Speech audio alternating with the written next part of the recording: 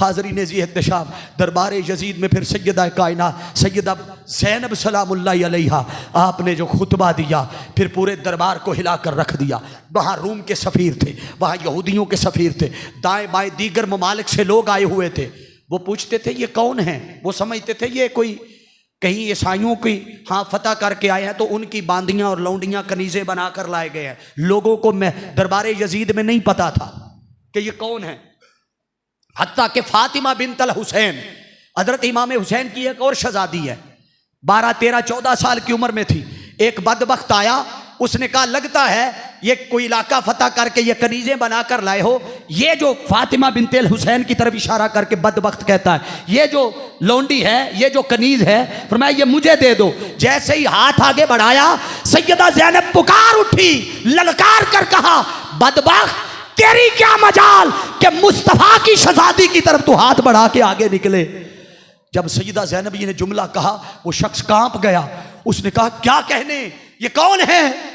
वो कहने लगा ये मोहम्मद मुस्तफ़ा का नवासा, ये उनकी शहज़ादियाँ हैं। वो शख्स कहने लगा यजीद लानत हो तुझ पर, तेरे इक़्तिदार पर, तेरे दरबार पर। अरे मैं मूसा अलैहिस्सलाम की 70वीं पुश्त में से हूँ, 70वीं।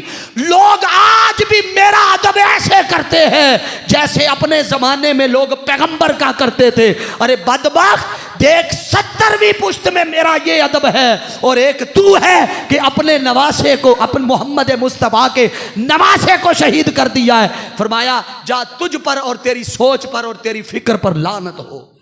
ये लानत दरबारे यजीद से चल रही है, उस पर पढ़ने के लिए, और ये क़यामत तक पढ़ती रहेगी। मगर लोगों आओ, जाते जाते हुसैन जो पैगाम देकर गए हैं, वो पैगाम क्या है कि लोगों अपनी ताकत को कम ना समझो।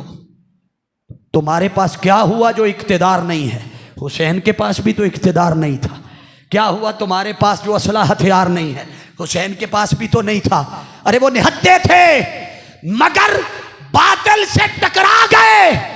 जाहिरन बज़ाहिर वक्ती तौर पे फील हुआ कि माज़अल्लाह शिकस्त हो गई है, मगर चूंकि ये जंग दर हकीकत शख्सियात की नहीं अफकार की जंग थी।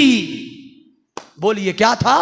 अफकार की जंग थी, और फिक्र हुसैन की जीत गई, यजीद की फिक्र हार गई।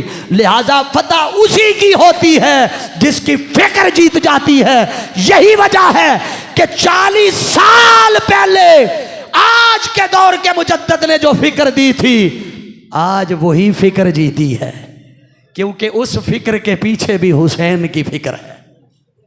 बोलिए, उस फिक्र के पीछे भी हुसैन की फिक्र है। लोगों आओ, इमाम अली मकाम इमाम हुसैन अलैहिस्सलाम के सिर्फ जिक्र के करने से और मुर्दा यजीद को गालियां देने से काम नहीं चलेगा। अपने दौर के जिंदा यजीद से टक्कर लो, यही हुसैनियत है। मुर्दा यजीद को गालियों से कुछ नहीं बनेगा।